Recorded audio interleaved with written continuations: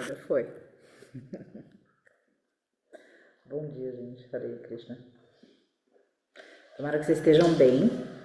Por aqui a aula prática tem sido bastante intensa. Eu imagino que para cada um e para cada uma também, já que a gente está numa época onde o bem é perseguido, a gente está em uma época onde fazer o certo isola a gente na sociedade, algumas vezes até julgados como inocentes, ingênuos, utópicos, radicais, né? Tem essa frase também, ou esse predicado que muitas vezes é colocado para quem está tentando manter uma vida reta, que a gente pode ser radical.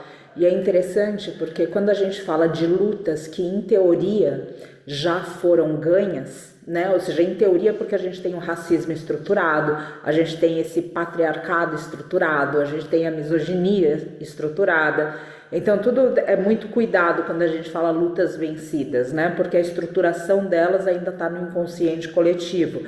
A gente vê o número recorde que a gente teve, por exemplo, no Brasil de feminicídio. E em teoria, a luta das mulheres está ganha. Só que na prática, mulheres ainda ganham menos que homens, por exemplo, em corporações. Na prática, a gente tem muitas outras situações que eu tenho certeza que as mulheres aqui podem falar e também os homens, porque com um pouco de sensibilidade, os homens também conseguem ver isso e estão ajudando, inclusive se posicionando a favor dessas lutas.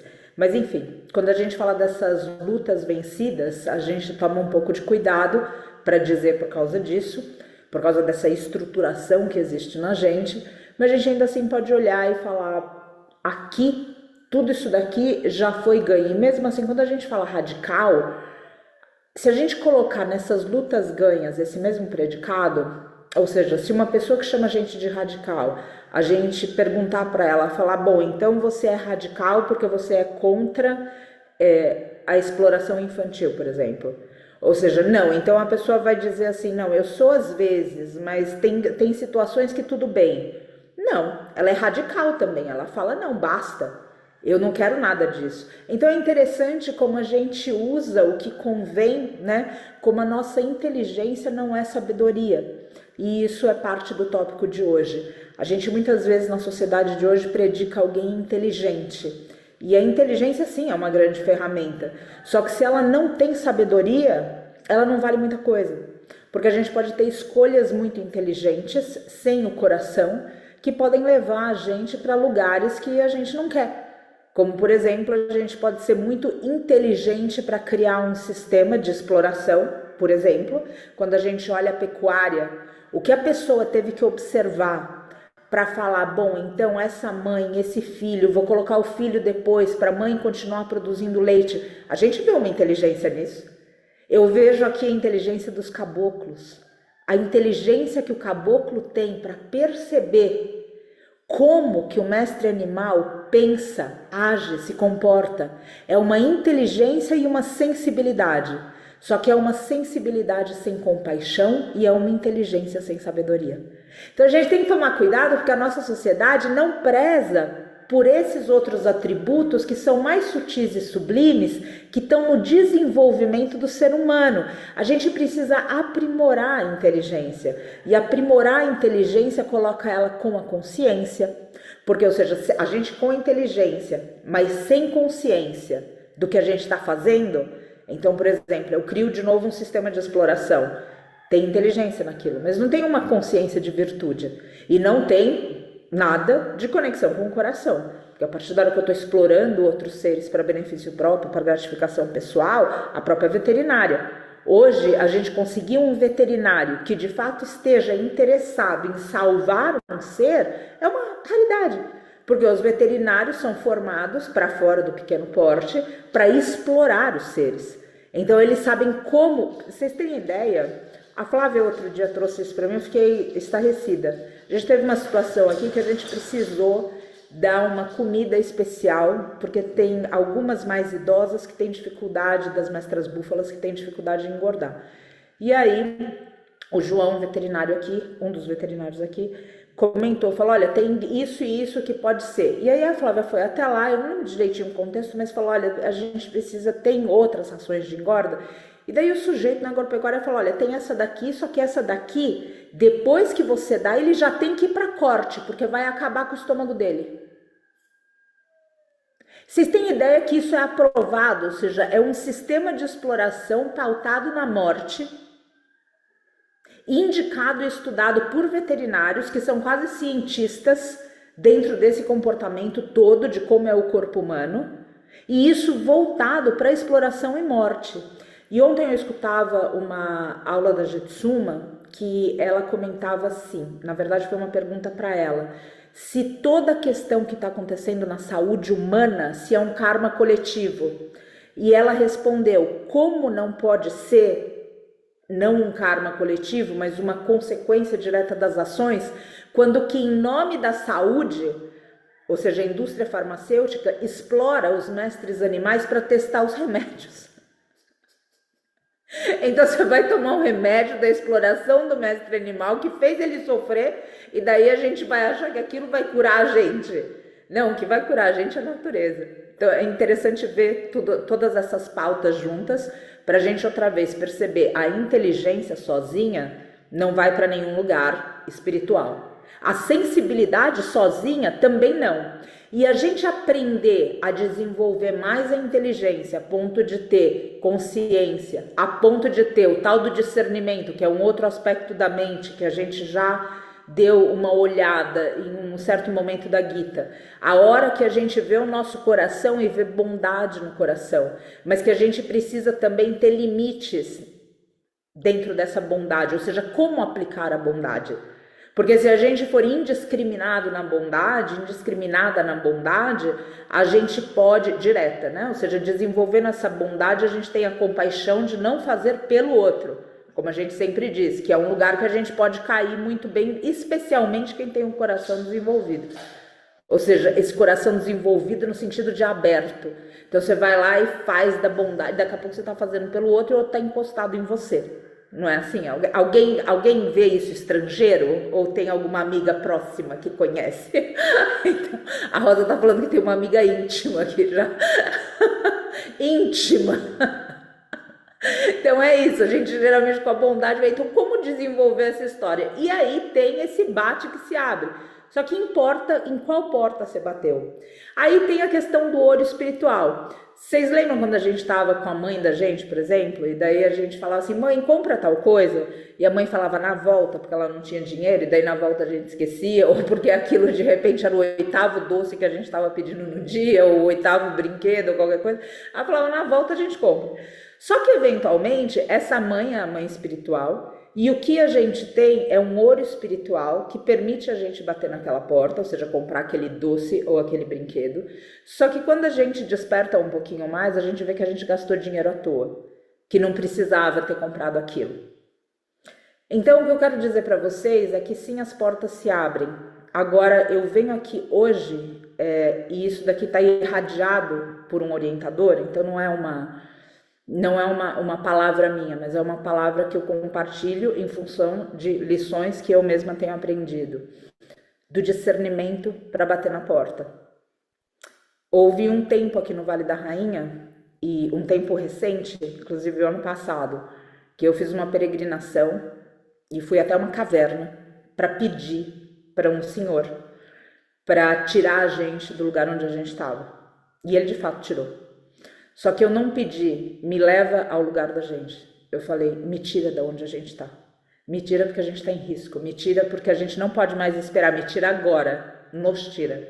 Porque a gente estava sofrendo sequestros, enchentes, porque a gente estava passando por muitas coisas difíceis. E agora, recentemente, eu passei com um orientador que vocês já me ouviram falar, que é o Foster. E ele me apontou isso. E eu trago aqui porque eu venho refletindo sobre tudo isso, né? Ou seja, como fazer de um jeito na vida que a gente aplique esse discernimento. Porque aqui, de novo, é tudo muito fácil, porque é teoria. Aqui a gente entende direitinho, não é assim? A gente escuta, encaixa. É diferente quando a gente, algumas vezes, tenta empurrar pessoas para caminhos.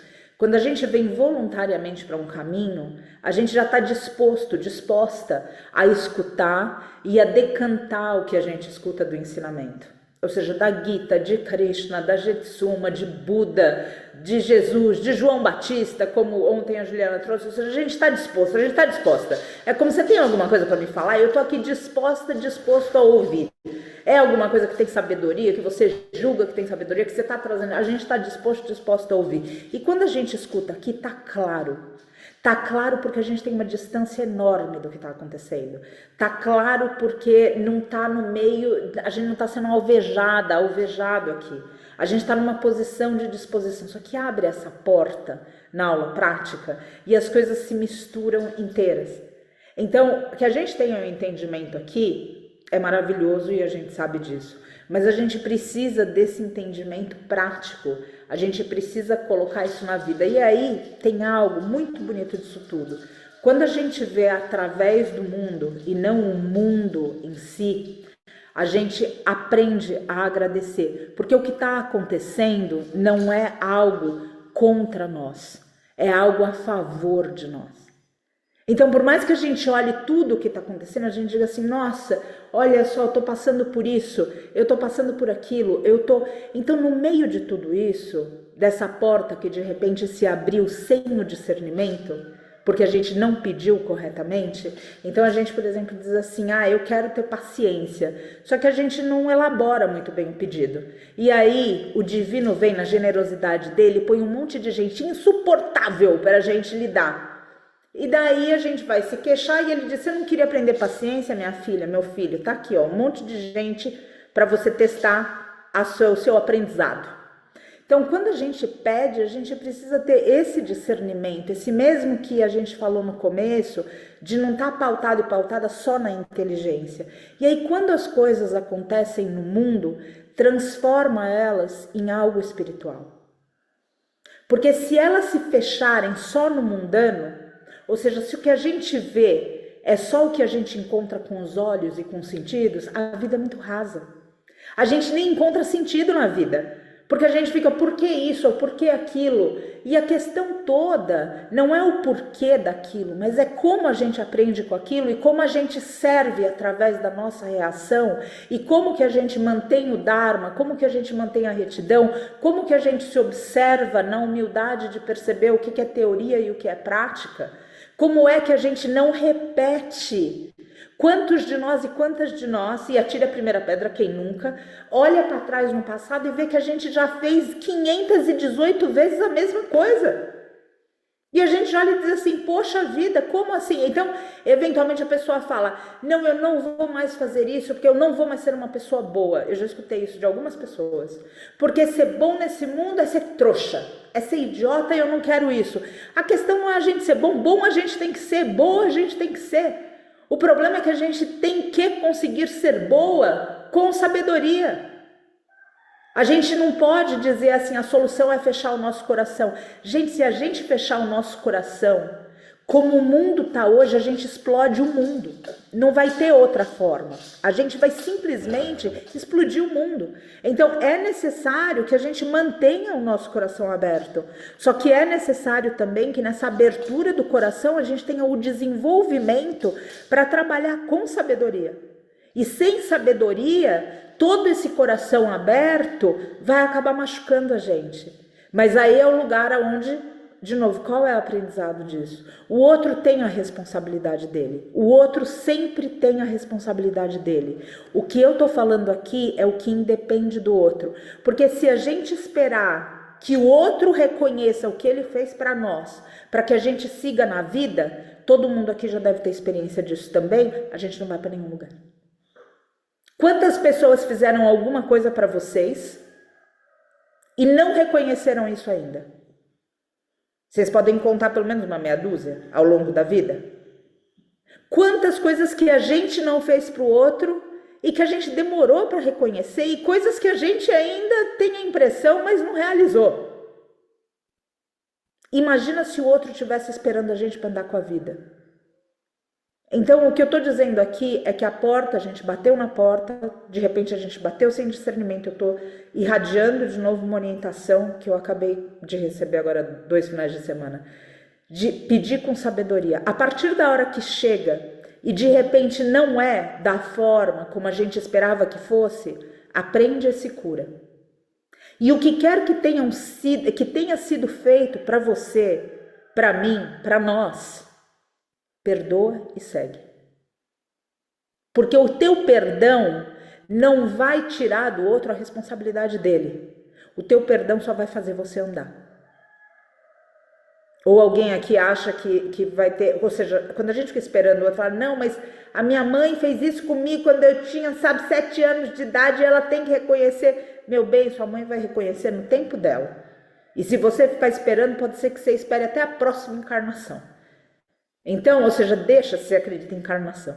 Então, deixa que a sua mãe realize no tempo dela, deixa que o teu ex-parceiro, que tua ex-parceira, que quem fez, realize no tempo. Você segue. Só isso. Então, por favor, quando bater, bate com sabedoria. Quando abrir, porque bateu sem sabedoria, não com sabedoria. Com sabedoria a gente fica, né, no gozo da purpurina celestial, no carnaval espiritual. Quando bateu e abriu sem a sabedoria e trouxe alguma coisa que não era tão boa, aprende, se cura, perdoa quem tiver que perdoar e segue. Não se demora. A gente precisa de desapego não só nas coisas materiais. A gente precisa de desapego também nessas questões que são ideológicas. A gente precisa de desapego para falar isso não mais. De ideias, de julgamentos, de lugares que se fecharam na nossa mente, onde a gente diz, não, eu vou ficar aqui, eu vou fazer isso dar certo. A vida tem a última palavra. A retidão sempre vence, só que nem sempre do jeito que a gente quer. Nem sempre do jeito que a gente viu. Às vezes as lutas passam por gerações. Não é assim? Olha a luta da mulher que a gente diz que venceu. Quantas gerações? A gente está falando da Inquisição de mulher indo para a fogueira. Não foi uma geração. Então o bem sempre vence. E a gente ainda está estruturando isso no ser humano. Mas já melhorou bastante, né? O fato da gente estar aqui e não ser queimada em praça pública, por exemplo, já é um avanço. Agora não é o ideal ainda. Tem homens nesse círculo. Imagina isso acontecer lá atrás? Não aconteceria. Então muita coisa já mudou, mas a gente precisa reconhecer que passou por gerações. E tem coisas que a gente está fazendo que vão demorar, como a causa do mestre animal, meio ambiente, vai demorar gerações. E eventualmente a gente vai aparentemente perder. Mas o importante é só a gente manter, saber, ou seja, que a gente precisa continuar no caminho do bem, como quer que cada uma e cada um aqui esteja presente nesse caminho, inclusive no círculo pessoal e no que é a ação pessoal, se manter nisso. Porque se a gente diz, bom, eu já fui muito honesto, mas as pessoas não foram honestas comigo, agora eu não sou mais tonto, eu não sou mais tonta. Ah, então agora você é desonesto. Porque você foi honesto, você foi honesta, e daí você não recebeu, e daí então... Agora você é como as pessoas que você diz que não gosta. Como as pessoas que feriram você. Isso é inteligente. Não vou nem falar sábio, isso é inteligente. Então, a gente se manter na firmeza espiritual, atravessando as coisas do mundo, é o maior tapas, já foi dito, que a gente pode fazer. Porque facilmente o mundo transforma a gente em outra pessoa. A gente olha para trás e diz, nossa, eu era tão ingênuo, eu era tão ingênuo. Eu era tão bom, eu era tão boa, mas agora eu fui machucada, agora não mais. Aí você pode duvidar de mim, falando que o bem vence sempre. Você pode falar, não, Patrícia, sabe, tem essa visão romântica da vida. Vai apanhar muito da vida ainda. O bem vence sempre. E eu vou dar uma prova para você agora. Pensa numa relação passada que você teve, você falou, nunca mais, eu não abro meu coração, acabou, eu não vou mais ser boa, eu não vou fazer bem, acabou. Você é boa e você é bom, e é mais forte que você. Pensa nessa situação que você falou, nunca mais, vou ser boa, nunca mais vou me apaixonar, nunca mais vou abrir essa porta, nunca mais vou trancar. O bem sempre vence. Na hora que o amor te convida, você segue. É mais forte que você. É mais forte que você. O bem vence. O amor vence. Então, o que quer que aconteça, aprende, se cura, perdoa e segue. E lembra sempre, o bem vence. E quando você tiver dúvida disso na sua vida, olha para trás. Porque você já tentou se fechar. E o amor foi mais forte. O amor passou pelo buraco de uma agulha como um hino do Daime fala. Passou por um lugarzinho assim, você falava, nossa, mas o amor passou. E essa luzinha que o amor é que passou por ali iluminou tudo. Então lembra sempre, o bem sempre vence, o amor sempre vence. E o que quer que esteja acontecendo agora na sua vida, que não é tão positivo, aprende disso. Se acolhe. Não se coloca num lugar onde eu abri essa porta, como foi que eu fiz isso. É o que a gente faz. É o que a gente faz com boas intenções. E agora agradece o aprendizado e segue. Então eu só quero vir hoje aqui lembrar, porque cada um e cada uma está na sua própria batalha. Acredito eu, tem alguém que comprou o ticket de férias para o planeta Terra e está usufruindo de uma grande férias espiritual e passeio Disneylândia espiritual. Acho que não, né? Acho que está todo mundo passando as suas próprias jornadas. Então, à medida que a gente vai passando essas jornadas, lembrar, o bem sempre vence. O amor sempre vence. E a prova disso, olha para a sua vida. Você já tentou se fechar. E pode ser que tenham lugares fechados ainda em você. Mas pode acreditar que em tempo esses lugares se abrem. E é mais forte que você. É mais forte porque a gente se entrega. Porque a gente tenta de novo. Porque essa é a essência. E por mais que o mundo mude a gente momentaneamente, quando a gente parte da reação ao mundo e não da ação a partir do coração, o bem e o amor sempre te resgatam. Sempre. E é curioso que daí essa porta que se abriu e de repente esse demônio, essa situação demoníaca que surgiu na sua vida e na minha vida, essa situação de desequilíbrio, quando a gente vence o que quer que seja que tenha vindo através disso, a vida é melhor do que antes. Não é assim? A gente passa pelo que a gente diz, nossa, que situação horrível, o que está acontecendo agora, meu Deus. E daí passa aquilo. E aí você olha para trás e diz, nossa, aquele término, aquela saída, aquele roubo, aquele golpe, aquilo que aconteceu para mim, um acidente, me fez melhor. Eu aprendi, eu me curei, eu deixei ir. Quando verdadeiramente acontece. Então lembra sempre isso, o bem vence. É mais forte que você porque é a sua natureza. O amor vence, é a sua natureza. Você pode tentar se fechar o que você quiser. Na hora que o amor bater em você, na porta do seu coração, você vai abrir. Porque é mais forte que você. Então lembra disso em todos os lugares que estão fechados, machucados, nos lugares que você pensa que não vai vencer, que acabou, não vou mais acreditar no mundo, tá tudo perdido. Buraco de uma agulha, a luz entrou e iluminou tudo. Então lembra disso, por favor, porque o que está acontecendo no mundo, sendo só do mundo, é muito pequeno, mas quando a gente olha tudo o que está acontecendo como espiritual, como algo que está fazendo quem está encarnado crescer, aprender, se curar, perdoar, ensinar, a gente olha e diz, uau, que bonito ainda é estar aqui. Que vocês vejam beleza e caminhem em beleza. Reverbera aí dentro, gente. Que bom. Fico muito feliz. Lembrem disso. Porque lembrar disso é uma esperança, sabe? É manter o foco em alguma coisa superior. Não se iludam, e que a gente não se iluda com o que está acontecendo, com o que os olhos encontram. É sempre através do que a gente vê. É sempre através. Então, mesmo que aqui a teoria seja clara e na vida nem sempre, ainda assim, se a gente se lembrar de ver através do que for, lembra que de repente quem te fez mal é justamente alguém que você assinou um contrato lá em cima, quando a gente estava ébrio e ébria e falou que ia fazer um monte de coisa, e pode mandar que eu resolvo. Né? Quando a gente estava fora da nossa consciência, assinou o contrato da encarnação, às vezes aquela pessoa foi só um contrato que a gente fez lá em cima. A gente falou, não, tá bom, vem você então nessa situação que Deus já resolve isso, daí aqui a gente odeia, fica exato, tava pirado, mas só falou, não tava pirado, então tava fora da consciência, falou assim, não, pode, eu resolvo tudo. Então, às vezes é um contrato que a gente esqueceu, sabe? Então deixa isso.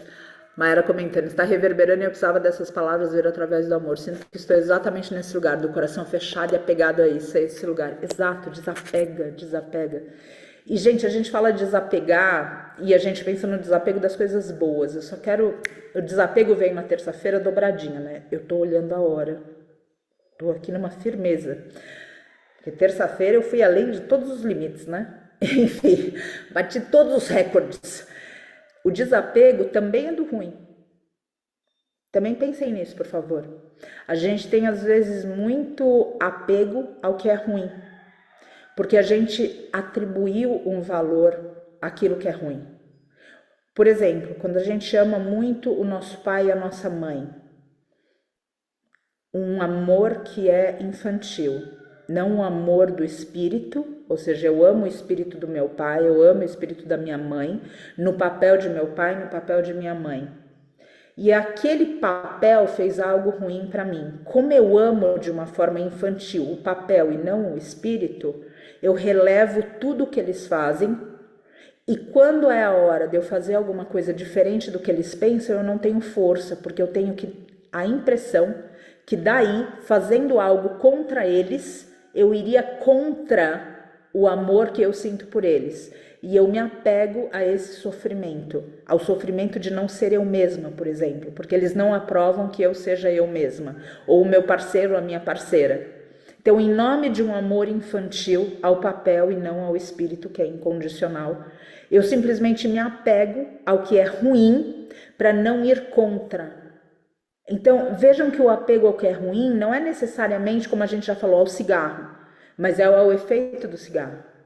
O apego ao que é ruim é o efeito daquilo. Então eu pergunto para vocês, por exemplo, quando você fala, a Mayara, o apego a esse coração fechado, qual é o lugar de apego? Ou seja, o que aquilo significa de bom para você? Isso precisa ser estudado a fundo, sabe? Porque o apego também é pelas coisas ruins, pelo significado que a gente põe nas coisas ruins. E se a gente não estuda isso, é difícil soltar. Agora, quando fica claro, não precisa nem ter força para soltar. Um exemplo disso que dão no Oriente, que eles observam muito a natureza, e dentro do budismo, dentro do hinduísmo, a natureza é muito forte. Quando a gente pega todas essas frentes espirituais que trabalham o ser humano para a iluminação, a gente tem Jesus foi para o deserto também, mas ele estava numa área de deserto. Se ele tivesse de repente num lugar onde ele tivesse Amazônia, de repente ele teria ido para a floresta. Ou seja, o isolamento na natureza é comum. Então a observação da natureza, dessa sabedoria dessa grande mãe está sempre presente. Do jeito que eles falam quando a gente vê uma mestra árvore e a gente tenta tirar o fruto dela quando não está maduro, a gente tem uma certa resistência. Quando já está maduro, simplesmente cai. A gente precisa entender que na realização de tudo isso que a gente está falando, ou seja, quando a gente estuda esse apego ao que é ruim, quando a gente estuda de uma maneira translúcida, é como se esse processo de amadurecimento acontecesse naturalmente. E isso cai de nós. Ou seja, é realizado, a gente solta. Não precisa. E aí, uma coisa interessante que acontece, a gente pode estar aqui estudando tudo isso, a gente pode estar, por exemplo, na prática de tapas, fazendo jejum atrás de jejum, oração atrás de oração, a gente está fazendo tudo isso. A gente não está necessariamente colocando um ponto de pauta em cima da mesa. Às vezes a gente está trazendo aqui, outras vezes não. São coisas que acontecem no sublime e no sutil. Por exemplo, toda vez que eu vou para Jetsuma e estou com ela, alguma coisa cai de mim. Sem que eu traga nada disso em cima da mesa. E como que eu percebo isso? Depois, na minha reação, frente a algo que eu me conhecia. Então, olha, eu falo, nossa, mas como você reagiu assim? E daí eu olho para mim e eu falo, nossa, aconteceu alguma coisa, eu soltei alguma coisa. E quando eu tô com ela, quando eu tô em rotas de peregrinação, isso acontece. Quando a gente tá em tapas, isso também acontece. Ou seja, a gente tá aqui, aí a gente vai fazer um jejum, faz outro jejum, e daí de repente acontecem coisas boas na nossa vida. Não porque a gente tá aqui no portal de estudos do Vale da Rainha, não é isso, é porque você tá com você, independente do grupo que você participa. Você começou a praticar aquilo. Vocês estão encontrando essas palavras, e daí o que acontece? Vocês vão e no comportamento vocês falam, nossa, eu mudei. Aquilo entrou em mim sem que eu pudesse ver. Amadureceu, caiu. Então, esses estudos todos, embora a gente muitas vezes não consiga apontar o dedo na pauta que está em cima da mesa, tem aspectos sublimes e sutis, porque tudo isso que a gente está falando, e outros grupos que você participa também, ou seja, não estou colocando aqui exclusivamente, isso reverbera de mestres, isso reverbera de iluminados, isso reverbera de pessoas que caminharam essa terra, mostrando para a gente caminhos além dessa terra, mas através dessa terra. Então, tudo isso tem uma força tremenda. Então lembrem sempre disso, porque isso também vai na pauta de que, putz, abri a porta não era exatamente, ou de repente era o que meu olho espiritual conseguiu comprar, mas era para quê? Para o bem vencer. E quando você tem dúvida disso, lembra outra vez, teu coração já se abriu em lugares que você pensou que tivesse fechado. E quando ele não se abriu, pensa no apego ao sofrimento que você tem. Qual é o significado daquele sofrimento? Porque é interessante perceber que às vezes se sofre muito tempo para dar um significado bom para aquele sofrimento. Então não é pelo sofrimento em si, mas é o significado dele. E quando a gente entende isso, ele solta da gente. E aí a gente caminha livre. Mas sempre lembra, o amor vence, o bem vence. Sempre. É inexorável. Você pode pensar que é diferente. E a vida, na aula prática, vai te surpreender. Porque na hora que bater no seu coração, você vai olhar e dizer, eu ainda sou capaz de amar. Eu ainda sou capaz de acreditar no bem. Eu sou capaz de fazer o bem. Eu sou capaz de seguir no caminho do bem e da retidão. E isso é divino. E isso mostra que o mundo, de novo, tentou, mas não conseguiu. Não conseguiu fazer de você outra pessoa. Flávia comentando, sinto que conseguir amar o espírito de um ser é um caminho para sentir amar o todo. É o amor, né? O amor em si, talvez, né, Flávia? Lindo. Rosa comentando, a frase frequentemente atribuída ao pai da medicina Hipócrates reflete a realidade psicológica de que nenhuma estratégia de cura funciona se a pessoa estiver resistente a abandonar hábitos ou padrões que sustentam sua dor. Tem uma passagem desses médicos, né, Rosa, que diz que era, na verdade, um treinamento de um médico para outro, desse círculo antigo, que dizia que que o médico só devia tratar o paciente se o paciente tivesse disposto a abandonar as causas da doença. Por aí a gente pode aplicar para outros lugares além da medicina. Gente, agradeço por esses momentos, vou pedir só para a gente alinhar a coluna e deixar essa mensagem clara, o bem vence, o amor vence. Mesmo que você tenha aberto uma porta que de repente você falou, nossa, que demônio saiu, não era uma porta, era o porão do sótão do inferno, como é que eu abri isso? Agradece, senhor, senhora, porque através daquilo vem uma cura, através daquilo vem um aprendizado, através daquilo você ensina, mesmo que não tenha nada para ser ensinado, na gente, através de nós, muito se ensina. Então só olha com respeito, com gratidão, porque nunca são coisas só do mundo, são coisas através do mundo. Alinha sua coluna, fecha os olhos um minutinho.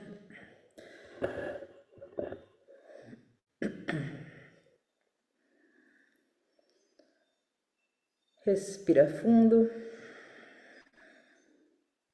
Mantenha esse comando sempre consciente de respirar durante o seu dia, não só nas situações de tensão, nas situações também de alegria, especialmente quando a alegria for exacerbada. Mantém o lugar dentro de você de respirar, como um comando que você se lembra. Porque até o contentamento em um lugar de maior ênfase tira você do seu centro. Então caminha com um contentamento sereno. E na tristeza não permita o sofrimento. Deixa que as coisas venham, deixa que as coisas se vão, deixa que as pessoas cheguem. E abençoa a despedida das pessoas, dos seres. Se mantém, como a Flávia trouxe, esse centramento no amor. Ama. Ama muitas vezes colocando limites. Ama também através do perdão. Ama com compaixão, mas ama também com sabedoria. Para dar para o outro com o esforço do outro.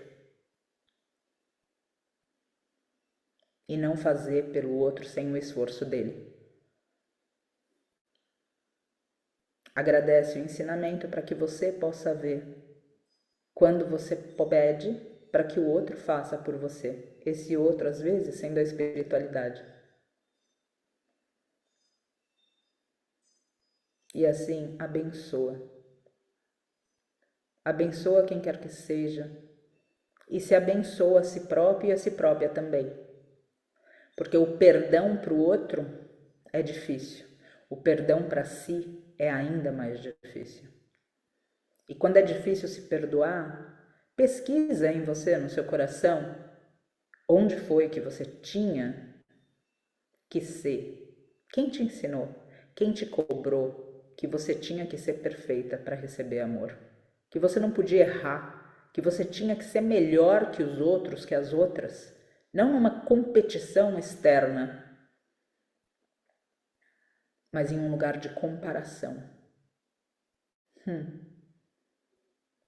Onde foi que não te ensinaram que você é única, que você é único? E que qualquer comparação rebaixa alguém injustamente, subjuga alguém. O auto-perdão é o teu espaço de amor incondicional. Para você e com você. Nos lugares escuros, que também merecem amor. E quando esses lugares forem penetrados por essa luz do amor incondicional, do perdão, é mais fácil quando se abre essa porta sem discernimento do que quer que seja que se pediu. É mais fácil que quem passou a situação que passa através daquela porta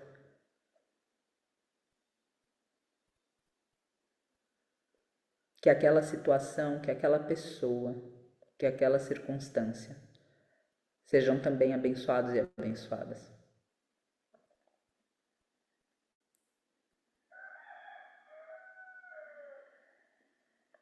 Respira, portanto, a realização que é preciso bater com sabedoria.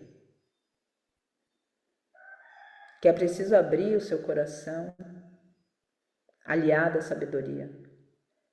E é preciso ter inteligência também com sabedoria. Pauta tua respiração na sabedoria, na compaixão, na bondade e também na ação. Na ação correta.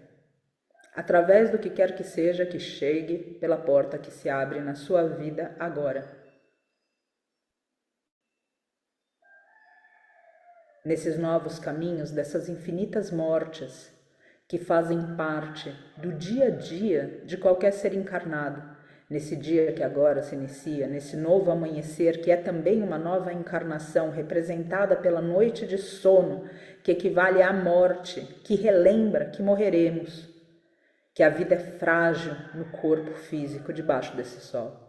Aqui recomeça com sabedoria, aqui recomeça com bondade, e aqui recomeça lembrando sempre que o bem e que o amor vencem, a despeito de tudo que você passou, de tudo que você sofreu, de tudo que você se feriu e de tudo que você quis se fechar. O amor vence através de você, o amor vence por você, o bem vence em você. O bem vence na sua vida e é mais forte que você, porque essa é a lei. E tudo o que acontece simplesmente é para despertar esse amor, esse bem, para curar, para aprender, para ensinar, para silenciar, para realizar, para encontrar Deus, o divino, o sagrado em você e para sacralizar essa vida. Para deixar de profanar algo dizendo que é apenas mundano. Nada nessa terra é apenas desse mundo. Tudo nessa terra é produto do mundo espiritual. Vê isso com a tua terceira visão. E relaxa, portanto, nesse grande fluxo. Nesse grande fluxo que outra vez permite sempre e prova sempre que o bem sempre vence, que o amor sempre vence e que é mais forte que você.